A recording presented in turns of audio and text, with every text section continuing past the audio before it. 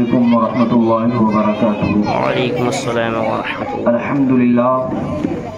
الحمد لله نحمده ونستعينه ونستغفره ونؤمن به ونتوكل عليه ونعوذ بالله من شرور أنفسنا ومن سيئات أعمالنا من يهده الله فلا مضل له ومن يضلل فلا هادي له ونشهد أن لا إله إلا الله ونشهد أن محمدا عبده ورسوله فقد قال الله تبارك وتعالى في القرآن المجيد والفرقان الحميد أعوذ بالله من الشيطان الرجيم بسم الله الرحمن الرحيم قل لا أسألكم عليه أجرا إلا المودة في القربى آمنت بالله صدق الله مولانا العظيم وصدق رسوله النبي الأمين المكين المتين المبين الكريم ونحن على ذلك لمن الشاهدين والشاكرين والحمد لله رب العالمین۔ محترم حضرات، آئیے ہم اور آپ سب سے پہلے دونوں عالم کے مرکز عقیدت، دونوں عالم کے مالک و مختار، ہم غریبوں کے غمخوار شہنشاہ باوقار، نائب پروردگار آقائے نامدار حضور احمد مجتبیٰ پیغمبر اسلام جناب محمد الرسول اللہ صلی اللہ علیہ وسلم کی بارگاہ شاہانہ میں، بارگاہ جمیلہ میں، بارگاہ مقدسہ مطہرہ میں درود و سلام کا ہدیہ نثار اور پیش عقیدت کر اور پڑھیں باز بلند اللہم صلی علی سیدنا شفیعنا حبیبنا نبینا کریم رسولنا محمد یا رسول اللہ صلو علیہ صلاۃ و سلاما علیک یا حبیبی یا رسول اللہ صلی اللہ علیہ وسلم۔ محترم حضرات، ابھی آپ نے حضرت علامہ مولانا مفتی عارف نعیمی صاحب قبلہ خطیب و امام اجمیری جامع مسجد سے بہترین خطاب آپ نے سماعت کیا۔ حضرت امام حسن مجتبیٰ رضی اللہ تعالی عنہ کے متعلق کچھ باتیں انہوں نے آپ کے گوشے گزار کی اور انہیں کے ساتھ ساتھ بہت سی پند و نصائح یعنی نصیحتیں بہت آپ کو کی۔ اب بات یہ ہے کہ آپ کو ان نصیحتوں پر عمل کرنے کی کوشش کرنا ہے۔ میں اکثر و بیشتر کہا کرتا تھا کہ بندہ جب تک خود کے اندر بدلاؤ کی کوشش نہیں کرتا تب تک کچھ ہوتا نہیں ہے۔ جب تک اپنے اندر بدلاؤ کی کوشش نہ کرو گے تب تک کہ کچھ نہیں ہوگا۔ جب آپ خود سے اپنے آپ کو بدلنے کی کوشش کریں گے تو پھر اللہ تبارک و تعالی آپ کو اور اچھائی کی طرف لے جاتا ہے۔ اس طرح سے اچھائی سے ہوتے ہوتے آپ کافی اونچے مقام تک پہنچ جاتے ہیں۔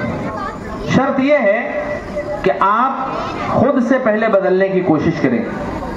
بات سمجھ رہے ہیں نا میری؟ تو اپنے دل کے اندر یہ چیزیں لائیں اور عمل میں بھی لائیں کہ ہم صبح سے لے کر کے شام تک ہم نے کیا کیا۔ 5 وقت کی نمازیں اللہ نے ہم پر فرض کی ہے تو ہم نے کتنی وقت کی نمازیں پڑھی؟ تنہا پڑھی یا باجماعت پڑھی یا قضا کی یا پھر قضا ادا کی؟ بہرحال آپ جو ہے سوچیں اس کو، صبح سے شام تک آپ نے کیا کیا اور گھر والوں کے ساتھ کیسا سلوک رہا۔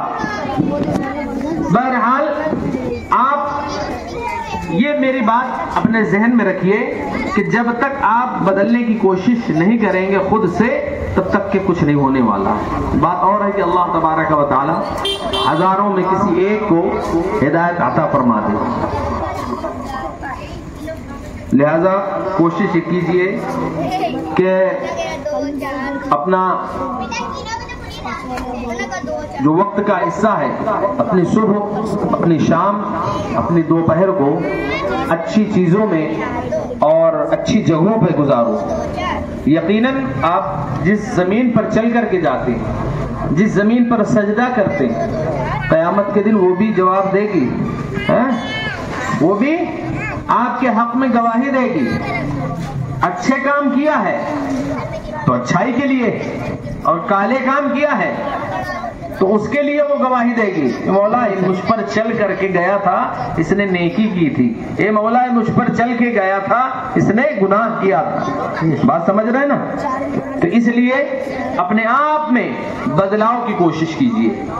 میں نے جس آیت کریمہ کی تلاوت کا شرف حاصل کیا ہے، ابھی امام صاحب سے آپ نے اس کا ترجمہ سماعت فرمایا کہ اللہ کے رسول صلی اللہ علیہ وسلم ارشاد فرماتے ہیں کہ جو میں ہدایت لایا اور رسالت اللہ کی وحی حتیٰ کہ تمام امور انجام دیے اسلام کے، اور تمہیں بہترین نصیحتیں، بہترین اسلام کا راستہ بتایا، اس کا میں کوئی اجر، کوئی بدلہ نہیں چاہتا۔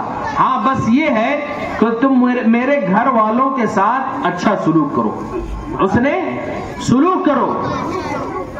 تو گھر والے، اب آپ ذہن میں بات آئے گی کہ نبی کے گھر والے، تو ایک بات یاد رکھیے گا کہ حضرت فاطمہ الزہرا رضی اللہ تعالی عنہا کے بطن سے جتنے بھی اولادیں ہوئی ہیں وہ نبی، اور قیامت تک کے جتنی ہوں گی وہ سب نبی کے گھر والے ہی کہلائیں گے، سید یا سادات کرامی کہلائیں گے۔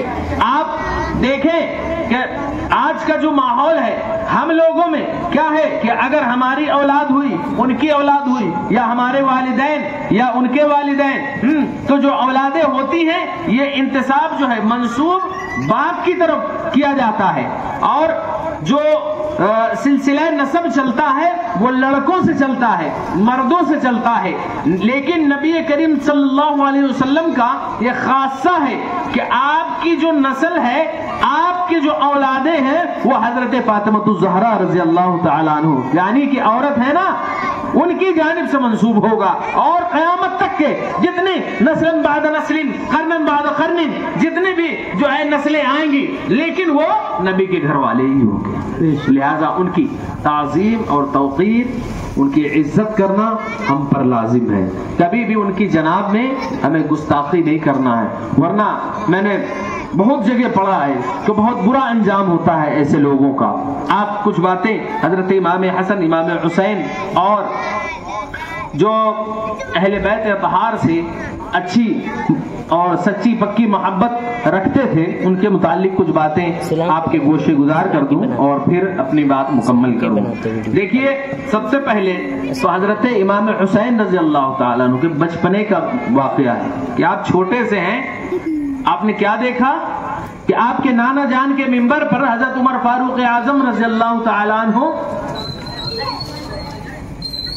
خطبہ دے رہے ہیں۔ آپ آئے اور آ کر کے منبر کے سامنے کھڑے ہو گئے یا منبر پر کھڑے ہو گئے اور کہتے ہیں کہ میرے ابا کے یعنی میرے نانا جان کے منبر سے اتریے اور اپنے باپ کے منبر پر چڑھیے۔ اللہ اللہ، حضرت عمر فاروق اعظم رضی اللہ تعالیٰ عنہ عرض کرتے ہیں کہ اے پیارے امام حسین، میرے ابا کا منبر نہیں ہے، تو کہا میرے ابا کے منبر سے اتریے۔ اللہ اللہ، تو اس طرح سے حضرت امام حسین سے حضرت عمر نے اجازت چاہی کہ اگر آپ اجازت دے دیں تو میں جو ہے آپ کے نانا جان کے منبر پر تھوڑی دیر کھڑا رہوں یا بیٹھ جاؤں اور ان کو خطبہ دے دوں۔ تو حضرت امام حسین نے اجازت دے دی، آپ وہیں بیٹھ گئے، بٹھا لیا بغل میں، آپ وہیں پہ کھیلتے رہے۔ جب مکمل اپنی گفتگو فرما لیا تو حضرت عمر فاروق اعظم رضی اللہ تعالیٰ عنہ ارشاد فرماتے ہیں کہ اے امام حسین، کیا ہی اچھا ہو کہ آپ جو ہے ہمارے گھر تشریف لایا کریں کبھی کبھی، کہ جو ہے تاکہ آپ جب آئیں گے تو آپ کی برکتیں ہمارے گھروں میں آئیں گے۔ اللہ اللہ، آپ کے بچپنے کا زمانہ ہے۔ حضرت عمر کے ایک صاحبزادے حضرت عبداللہ، تو حضرت امام حسین رضی اللہ تعالیٰ عنہ ایک مرتبہ حضرت عمر کے گھر تشریف لائے، کیا دیکھتے ہیں کہ ایک کمرے میں حضرت عمر فاروق اعظم اور حضرت امیر معاویہ رضی اللہ تعالیٰ عنہما دونوں گفتگو کر رہے ہیں۔ حضرت حسین، امام حسین واپس آ جاتے ہیں اور حضرت عبداللہ جو حضرت عمر کے بیٹے ہیں وہ بھی واپس آ جاتے ہیں۔ اس طرح سے پھر ایک دن ملاقات ہوئی حضرت عمر فاروق اعظم رضی اللہ تعالیٰ عنہ سے، اور پھر عرض کرتے ہیں حضرت عمر فاروق اعظم کہ اے نواسے مصطفیٰ صلی اللہ علیہ وسلم، اے امام حسین، حضور آپ سے ہم نے عرض کیا تھا کہ آپ جو ہے ہمارے گھر تشریف لایا کریں، لیکن آپ آئے نہیں۔ ایک دن میں نے تھوڑی سی جھلک دیکھی تھی، کہا حضور میں آیا تھا لیکن آپ حضرت امیر معاویہ سے گفتگو کر رہے تھے، اسی وجہ سے جب عبداللہ آئے تو میں بھی ان کے ساتھ واپس آ گیا۔ کہا حضور ایسا ہرگز نہ کیا کریں، آپ کی برکتوں کی وجہ سے ہی ہمارے سروں میں جو بال اگے ہیں یا آپ کی برکتوں کی ہی وجہ سے ہیں، اگر آپ وہاں تشریف لے آتے تو میں حضرت امیر معاویہ سے جو گفتگو کر رہا تھا اس کو منقطع کر دیتا، کیونکہ امیر معاویہ کے جو ہے آپ کی اہمیت الگ ہے، امیر معاویہ کی اہمیت الگ ہے، آپ کی جو بات ہے وہ امیر معاویہ کی تو ہو نہیں سکتی، لہذا اے حضور ہمارے گھر تشریف لے آیا کریں۔ تو محترم حضرات، یہ حضرت امام حسین کے متعلق حضرت عمر فاروق اعظم رضی اللہ تعالیٰ عنہ کی محبت کہ نبی کے گھر والوں سے کس قدر محبت کرتے ہیں، اور یہ جو امام حسین ہیں نواسے ہیں کہ جن کے متعلق اکثر و بیشتر صحابہ کرام سنا کرتے تھے حضور سے کہ جو ہے حضور ارشاد فرمایا کرتے کہ ہما ریعان فی الدنیا والآخرہ، یعنی یہ دونوں میرے دنیا میں اور آخرت میں میرے جو جنتی پھول ہیں۔ تبھی تو حضور حضرت امام حسن کو امام حسین کو اکثر و بیشتر چوما کرتے، بلکہ چومنے کے ساتھ ساتھ انہیں سونگھا کرتے تھے۔ صحابہ کرام عرض کرتے یا رسول اللہ صلی اللہ علیہ وسلم، ہم اپنے بچوں کو پیار کرتے ہیں، چومتے ہیں، لیکن آپ تو پیار کرتے ہیں، چومتے ہیں اور چومنے کے ساتھ ساتھ سونگھتے بھی ہیں۔ حضور ارشاد فرماتے ہیں اے میرے پیارے صحابیوں سنو، یہ دونوں میرے دنیا میں اور آخرت میں پھول ہیں، اور تو اور مجھے ان سے جنت کی خوشبو آتی ہے، اس لیے میں انہیں سونگھا کرتا ہوں۔ یہ چلا کہ حضور جنت کی خوشبو کو جانتے ہیں، حضور جنت کی خوشبو کو جانتے ہیں کہ کون سی خوشبو آ رہی ہے اور جنت کی خوشبو کیسی ہے، حضور کو معلوم ہے، بے شک سچ ہے۔ لہذا حضرت عمر ابن عبدالعزیز رضی اللہ تعالیٰ عنہ بارگاہ میں حضرت امام حسن آئے۔ بہت کم عمری کا زمانہ تھا، زیادہ عمر نہیں تھی، لیکن انہوں نے حضرت عمر ابن عبدالعزیز نے کیا کیا، ایک اونچی جگہ پر بیٹھا کر کے اور ان کی عزت و تکریم کی۔ پھر جب آپ چلے گئے، ان کی جو ہے ضرورتیں پوری کی، پھر جب آپ چلے گئے تو لوگوں نے کہا کہ بچے کے ساتھ تم نے کیا کیا؟ کہا تمہیں معلوم نہیں یہ کون ہے؟ یہ حسن مجتبی، یہ کون ہے؟ امام حسن کے بیٹے حضرت عبداللہ ہیں، ان کے متعلق یہ بات ہے۔ یہ کون ہے جانتے ہو؟ یہ نبی کے گھر والے ہیں، حضرت امام حسن کے بیٹے حضرت عبداللہ ہیں، یعنی کہ نبی کے نواسے کے بیٹے ہیں۔ اللہ اللہ، لہذا میں نے اکثر و بیشتر جو ہے سنا ہے، اور ایک صحابی رسول سے یوں سنا ہے، اور صرف بلکہ یوں نہیں سنا بلکہ یوں کہہ لیجئے کہ نبی کریم صلی اللہ علیہ وسلم سے میں نے خود سنا ہے، کیونکہ وہ جو صحابی ہیں وہ اتنے معتبر ہیں کہ میں اپنے کان پر جس طرح سے یقین رکھتا ہوں اسی طرح ان صحابی رسول کے کہنے پر بھی یقین رکھتا ہوں۔ کہتے ہیں کہ گویا انہوں نے کہا تو گویا میں نے سنا کہ حضور ارشاد فرماتے ہیں کہ جس نے میرے حسن اور حسین کو تکلیف دی گویا کہ اس نے مجھے تکلیف دی، اور جس نے حسن اور حسین سے محبت کی گویا اس نے مجھ سے محبت کی۔ لہذا اگر یہ میرا عمل حضرت فاطمہ الزہرا دیکھتی تو یقیناً ان کو جو ہے میرے اس کیے پر بڑا ہی پیار آتا اور وہ بہت خوش ہو جاتی۔ لہذا میں اللہ اور اس کے رسول کی خوشنودی کے لیے، اللہ اور اس کے رسول کی رضا کے لیے میں نے یہ عمل کیا ہے۔ سبحان اللہ، اللہ اللہ۔ لہذا یہ تو نبی کے گھر والے ہیں، اللہ اللہ،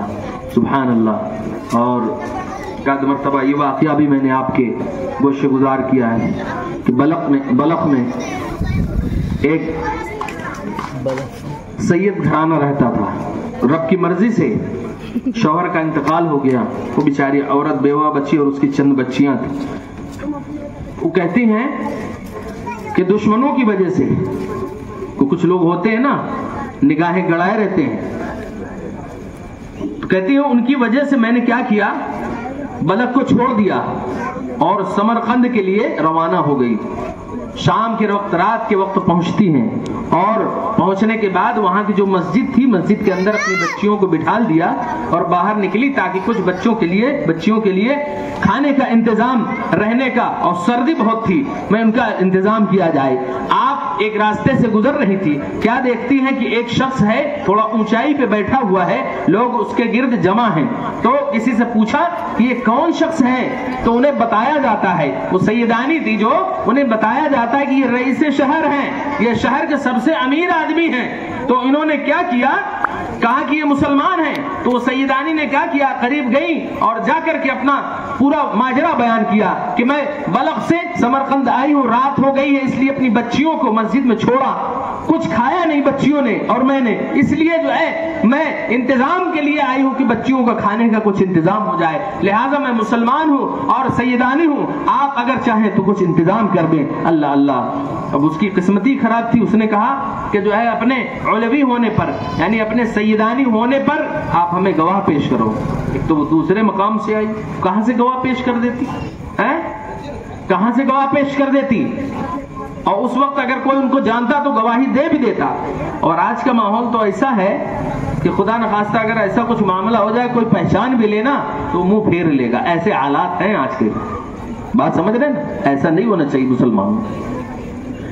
تو جو ہے کہا گواہ پیش کرو، اب وہ کہاں سے گواہ پیش کرتی؟ بہرحال کام نہ بنا تو واپس اس کے پاس سے چلی۔ دوسرے راستے پر جب گزر رہی تھی، کیا دیکھتی ہے کہ ایک شیخ یعنی بوڑھا شخص بیٹھا ہوا، اس کے گرد لوگ ہیں، تو پوچھا یہ کون ہے؟ کہا یہ محافظ شہر ہیں، یہ شہر کی نگہبانی اور حفاظت کرتے ہیں۔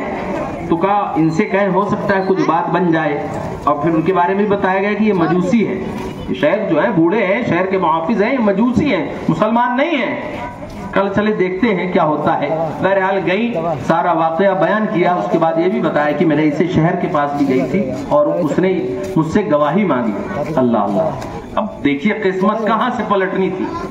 اپنے غلام کو بلایا، اے غلام ادھر آ اور جا اپنی مالکہ کو یعنی میری بیوی کو بتا، اور کہے کہ تیار ہو کر کے فوراً کنیزوں کے ساتھ یہاں آ جائے۔ تو غلام گیا، جا کر کے گھر جاتا ہے، جانے کے بعد اپنی مالکہ کو یعنی وہ شیخ کی بیوی کو لے کر کے آتا ہے، اور چند باندیاں بھی ان کے ساتھ تھی۔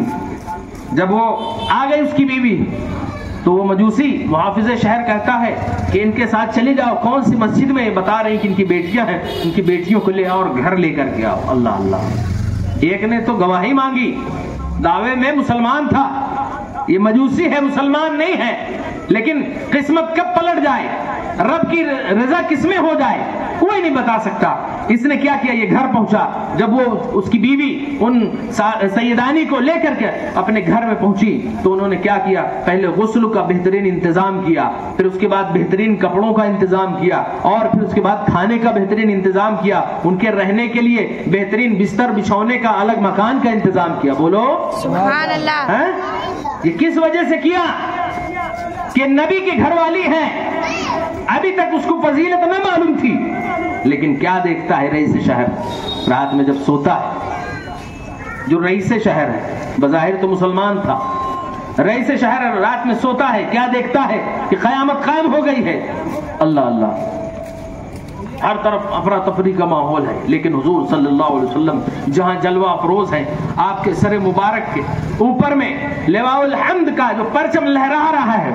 اللہ اللہ، یہ کیا کرتا حضور صلی اللہ علیہ وسلم کے سامنے جا، حضور نے اعراض فرمایا، اعراض مطلب چہرے کو پھیرا، یہ پھر دوسری طرف سے جاتا ہے کہ حضور نے شاید دیکھا نہ ہوگا، تو دوسری طرف جاتا ہے، حضور پھر اس سے اعراض فرماتے ہیں، اپنے چہرے کو پھیر لیتے ہیں۔ جب 2-3 مرتبہ ہی ہوتا ہے، یا رسول اللہ صلی اللہ علیہ وسلم یہ اعراض کے کیا مقصد ہے؟ حضور نے ارشاد فرمایا، اعراض کا مقصد تم جاننا چاہتے ہو؟ پہلے یہ بتاؤ تم ہو کون؟ کہا میں فلاں ہوں، میں مسلمان ہوں۔ اچھا مسلمان ہو، مسلمان ہونے پر گواہ پیش کرو۔ اب یہ سمجھ گیا یہ کیا معاملہ ہے، اس کو پوری ریل سمجھ میں آ گئی کیا معاملہ تھا۔ اور پھر اس کے بعد حضور نے ارشاد فرمایا کہ میرے سیدانیوں سے تم گواہ، میرے گھر والوں سے تم گواہ مانگ رہے تھے، وہ ایسی کنڈیشن میں کہاں سے تم کو گواہ پیش کرتی؟ اللہ اللہ، دیکھو نگاہ اٹھا کر کے، سامنے جو محل ہے وہ اس شیخ کا محل ہے جس کے گھر میں اس وقت وہ موجود ہیں۔ اللہ اکبر، اتنا سننا تھا کہ اس کی آنکھ کھل گئی، آنکھ کھلی تو سر پیٹنے لگا، ہائے افسوس میں نے یہ کیا کر دیا۔ غلاموں کو، اپنے سب ملنے جلنے والوں کو سب کو دوڑا دیا ادھر ادھر، پتہ کرو کہاں پہ ہیں وہ، کہاں ہیں، کیا ہیں، کسی طرح سے ان کی خبر لو، پتہ کرو۔ بہرحال لوگوں نے بتایا کہ وہ محافظ شہر مجوسی کے گھر میں وہ لوگ جلوہ فرما ہیں۔ یہ گھر سے اس نے کیا کیا، 1000 دینار لیا۔ دینار میں نے بتایا تھا نا، 1 دینار 4.5 گرام سونے کا ہوتا ہے۔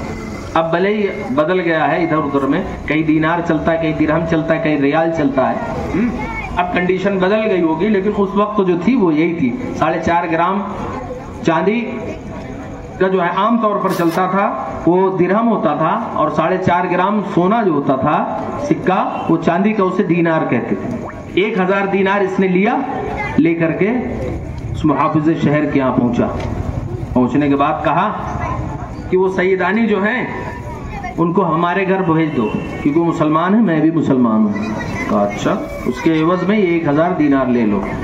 کہا اچھا, تو رات میں کیوں نہ لے, ان کو لے گیا تھا, رات میں لے جانا تھا, اب قسمت پلٹنی تھی کسی کی. بہرحال گفت و شنید ہوتی رہی, بحث بازی ہوتی رہی. کہا خدا کی قسم یہ ہرگز نہیں ہو سکتا, تو 1000 دینار کی بات کر رہا ہے, اگر 1 لاکھ دینار بھی تم میرے قدموں میں ڈال دے گا تب بھی میں ایسا ہرگز نہ کروں گا کہ انہیں اپنے گھر سے نکال کر تیرے گھر کے لیے بھیج دوں. کہا سن, رات میں جو تو نے خواب دیکھا وہی خواب میں نے بھی دیکھا ہے, اور جو محل تو نے دیکھا ہے حقیقت میں وہ میرا ہی محل ہے. سبحان اللہ, سبحان اللہ. حقیقت میں وہ میرا ہی محل ہے. ہائے افسوس, اس لیے نبی کے گھر والوں کا, چاہے اس زمانے کے ہوں, چاہے بعد کے, چاہے اب کے ہوں, نبی کے گھر والوں کی عزت و تکریم پر لازم ہے. کبھی بھی جناب میں بدتمیزی نہیں کرنا چاہیے. کوئی چیز اگر آپ مدد نہیں کر سکتے, کبھی کچھ ایسے حالات آ جائیں تو نہ کیجیے, لیکن کبھی بھی بدتمیزی یا ان کی جناب میں ایسے الفاظ نہ کہیے کہ جو پکڑ میں آ جائیں. بہرحال ان کی دنیا بدل گئی.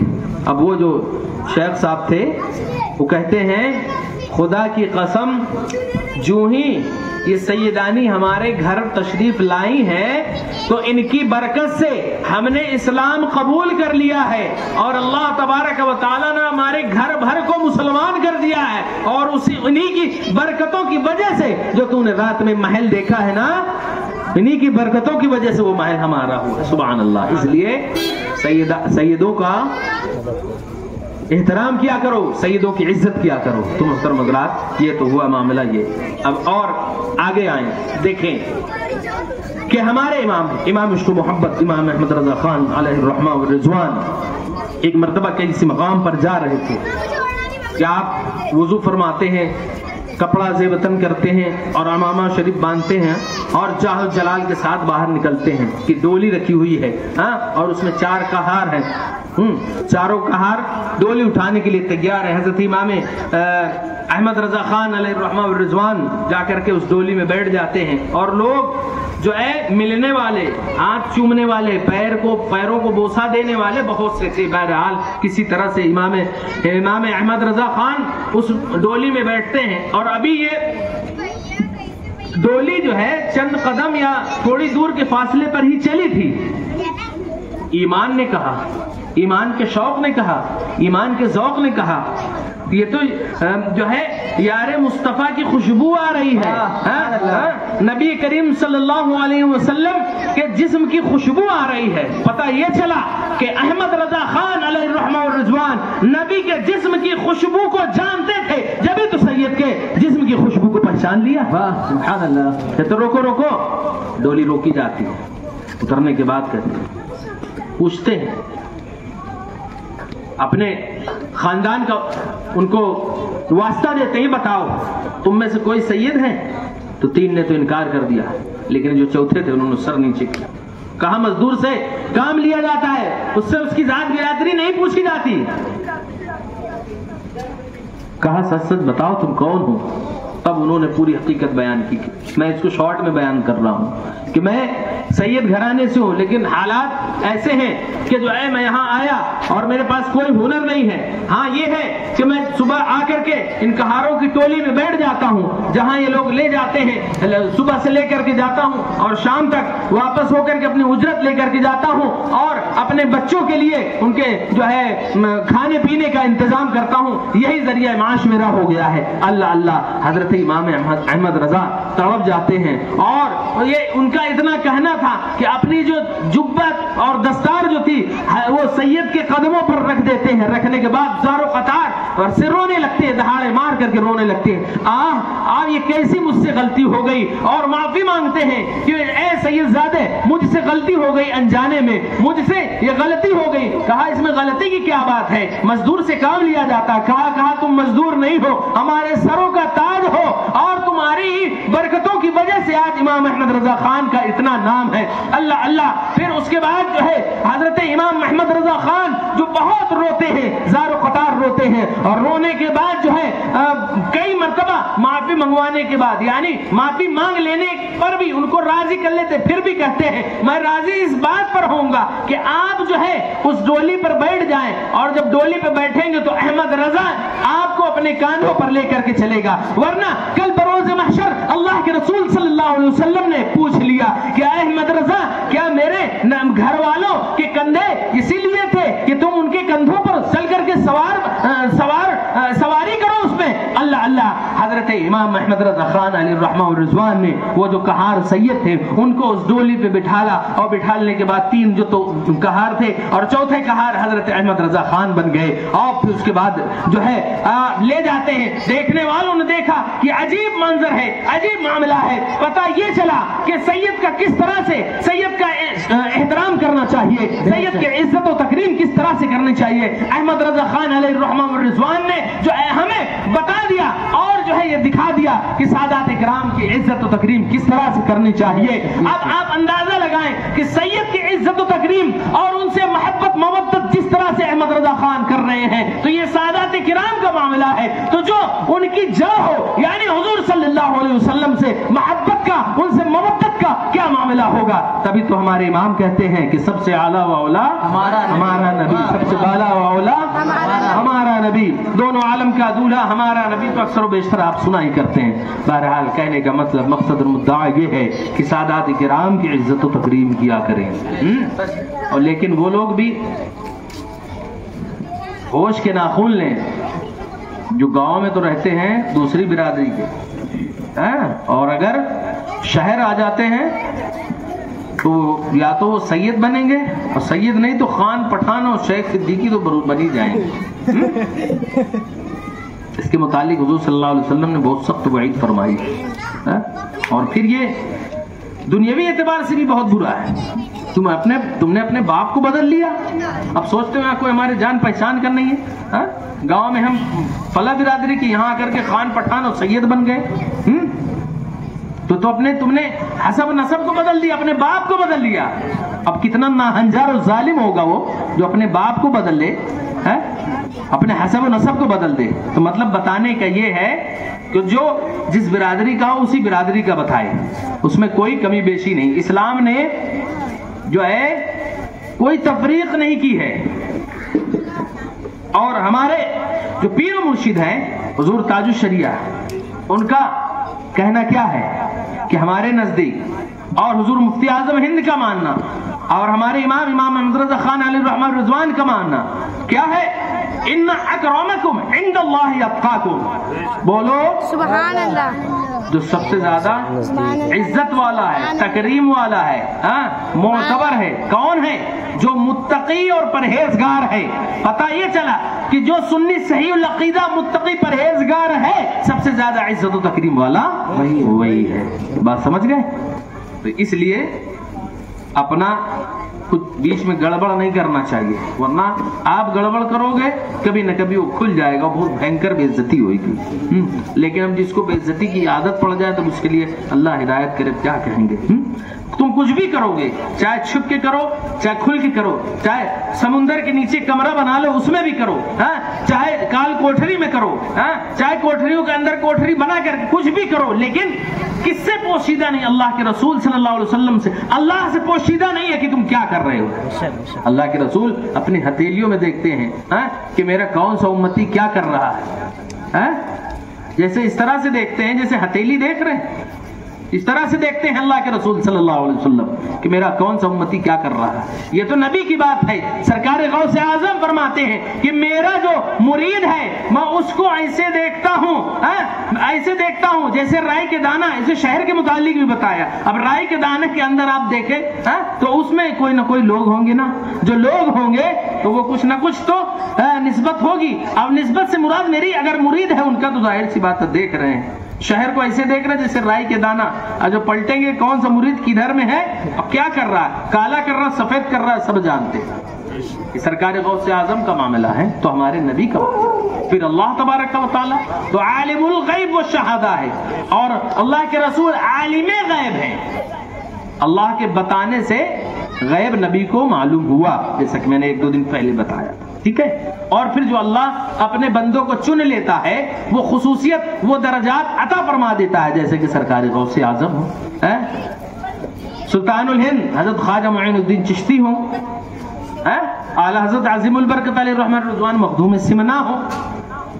بہرحال اللہ رب العزت کی بارگاہ میں دعا ہے کہ اللہ تبارک و تعالی ہم تمام کو نبی کے گھر والوں سے اور تمام مسلمانوں سے عزت و تکریم سے پیش آنے کی سعادت عطا فرمائے اور اچھا اخلاق پیش کریں.